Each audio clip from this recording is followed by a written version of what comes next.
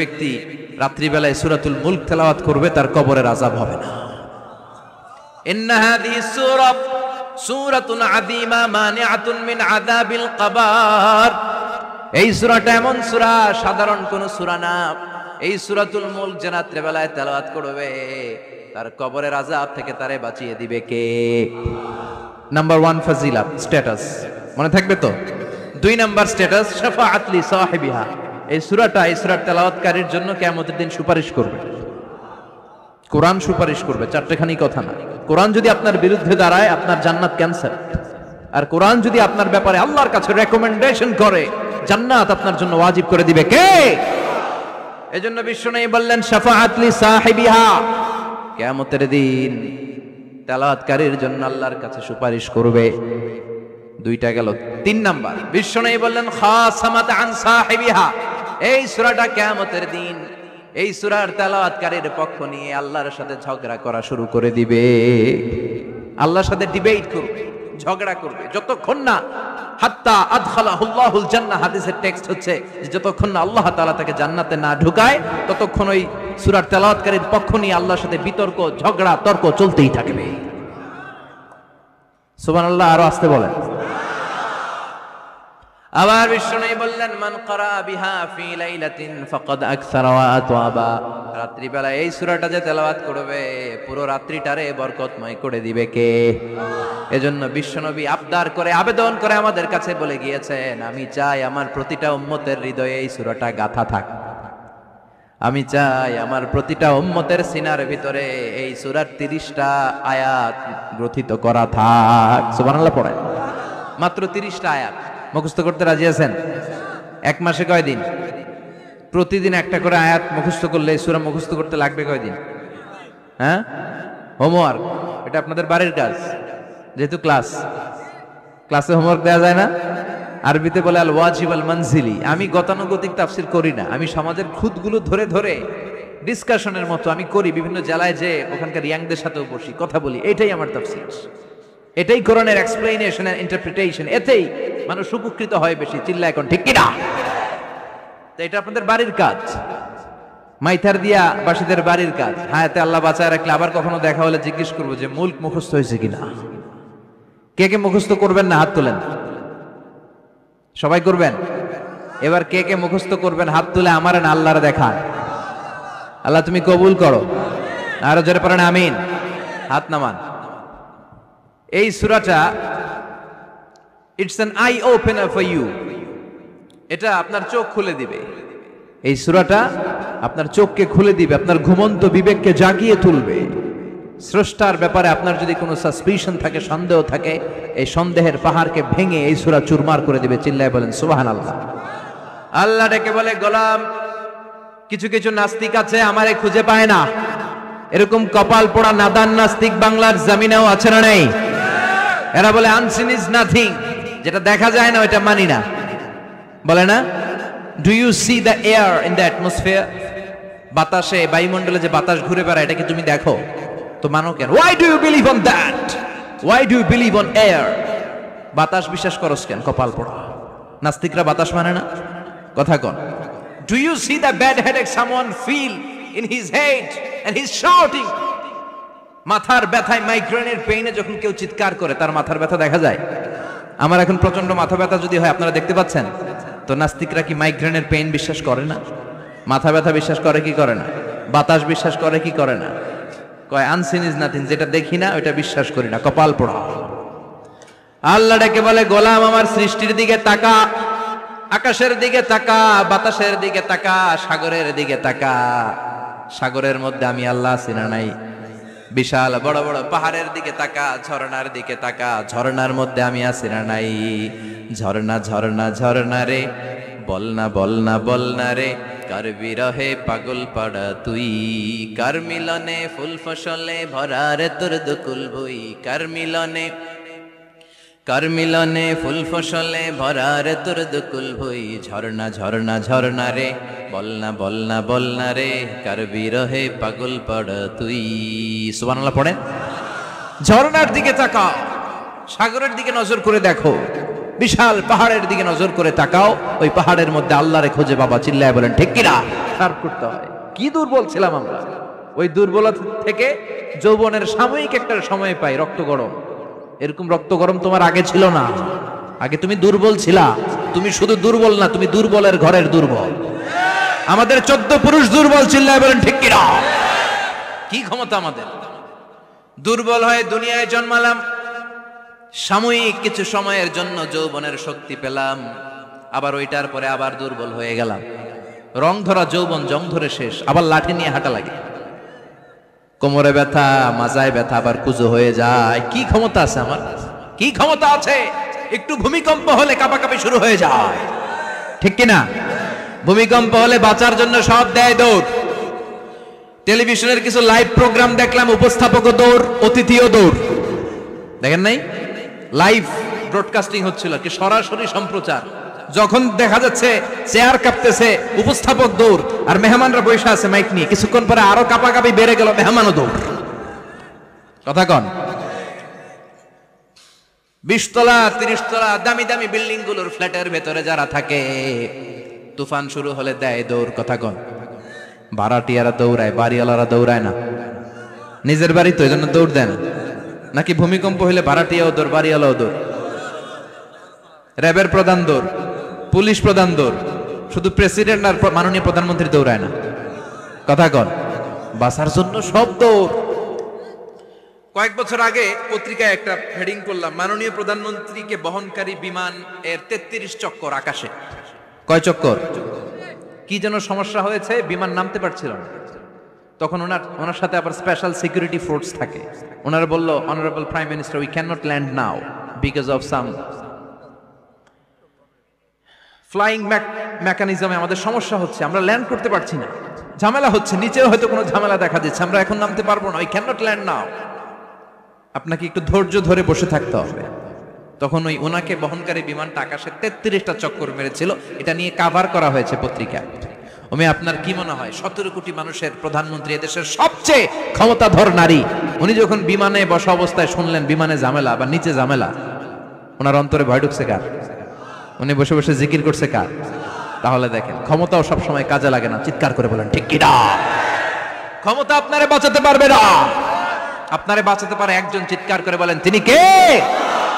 এজন তুফান যখন শুরু হয়, জলোচ্ছ্বাস যখন শুরু হয়, ঘূর্ণিঝড় যখন শুরু হয়, সিডর যখন শুরু হয়, বন্যা যখন শুরু হয়, তখন বোঝা যায় আল্লাহ কারে কয়। কক্সবাজারে যখন জলোচ্ছ্বাস হয়, মহেশখালী দ্বীপে যখন তুফান হয়, টর্নেডো হয়, জলোচ্ছ্বাস হয়, গৌতম বুদ্ধের অনুসারী যেই বুদ্ধ ধর্মের লোকেরা আছে, বুদ্ধ পাদ্রীরাও নেমে নেমে জিকির করা শুরু করে দেয় কার? সবাই তখন পড়ে লা ইলাহা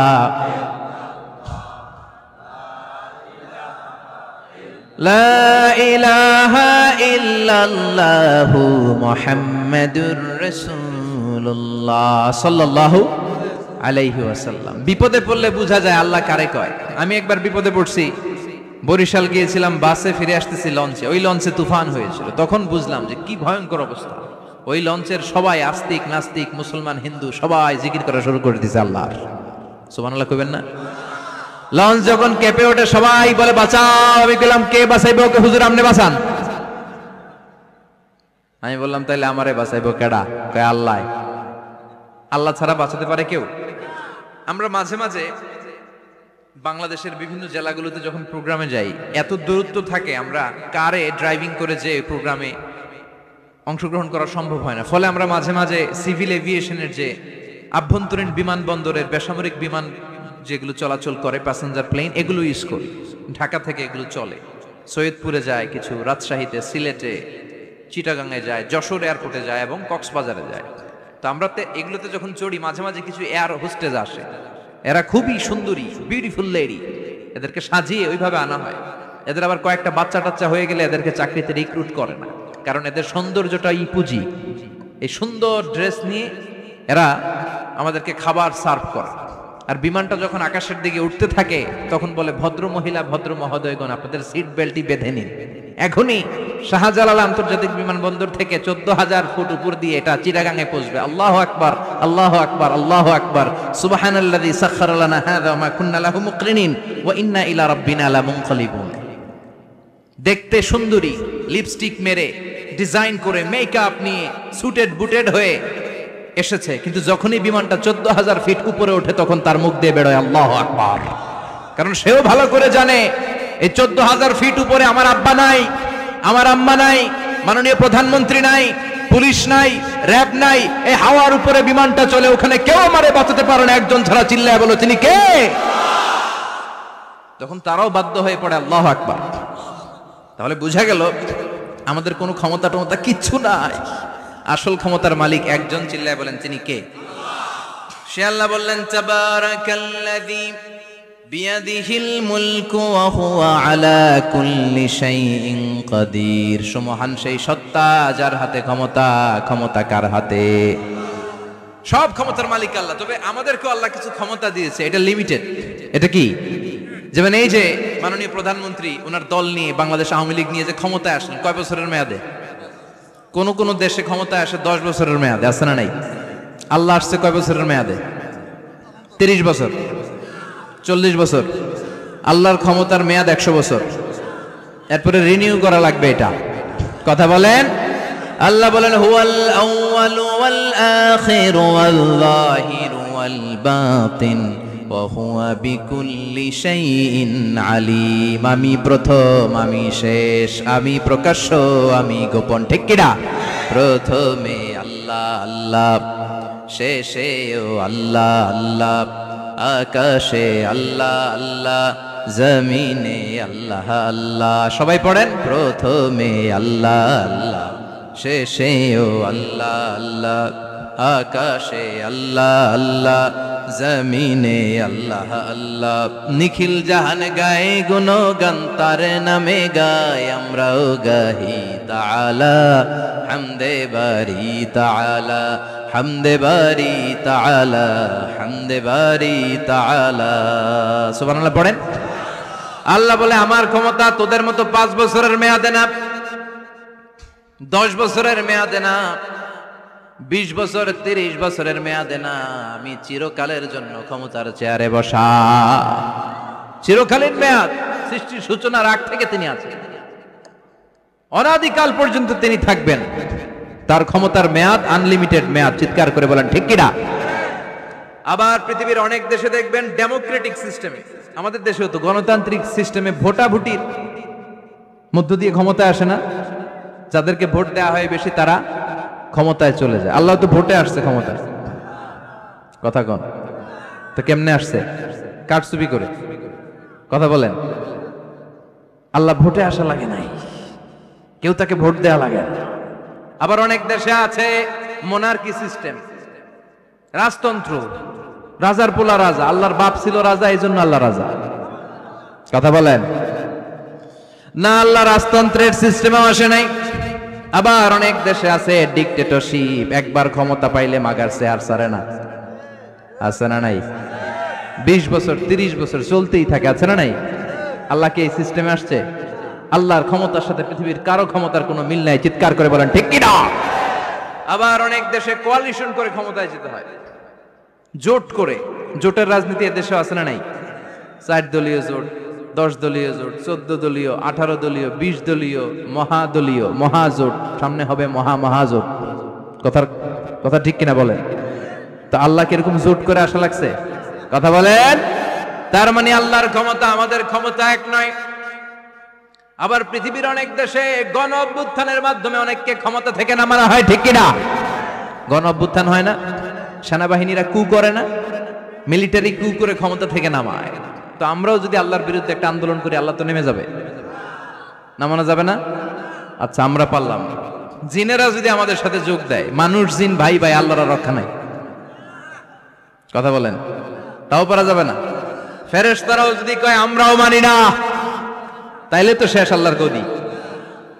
আল্লাহ বলে গোটা বিশ্বের সবাই মিলে যদি আমার বিরুদ্ধে আন্দোলনে নেমে যাস, আমার ক্ষমতার বিরুদ্ধে যদি মিছিল দেয়া শুরু করে দিস, আমার ক্ষমতার 1 ইঞ্চিও কমাতে পারবি না। সুবহানাল্লাহ পড়েন। এজন্য আল্লাহ বললেন, তাবারাকাল্লাযী বিয়াদিহিল মুলকু ওয়া হুয়া আলা কুল্লি শাইইন কাদির। সুমহান সেই সত্তা যার হাতে ক্ষমতা, ক্ষমতা কার হাতে? আবার দেখবেন পৃথিবীর অনেক দেশের রাজা সিস্টেম, যেখানে বয়সের ভাড়া যখন নুজ্জ হয়ে যায়, 80-90 বছর বয়স হয়ে যায়, স্বেচ্ছায় ক্ষমতা ছেড়ে দেয়, ছেড়ে দিয়ে রিটায়ারমেন্টে যায়। কথা কন, শোনেন নাই মনে হয়? আছে না নাই? অনেক রাজা স্বেচ্ছায় ক্ষমতা ছেড়ে দিয়ে রিটায়ারমেন্টে যায়, বয়সের ভারে নুজ্জ। তো আল্লাহ তো ওই কবে থেকে ক্ষমতায়, বুড়ো হয়ে গেছে না? কথা কন, এখন আল্লাহর চলতে লাঠি লাগে, আগের মতো ক্ষমতা নাই, চোখে সানগ্লাস লাগে, পাওয়ারওয়ালা গ্লাস ছাড়া আল্লাহ মনে হয় দেখে টেকে না।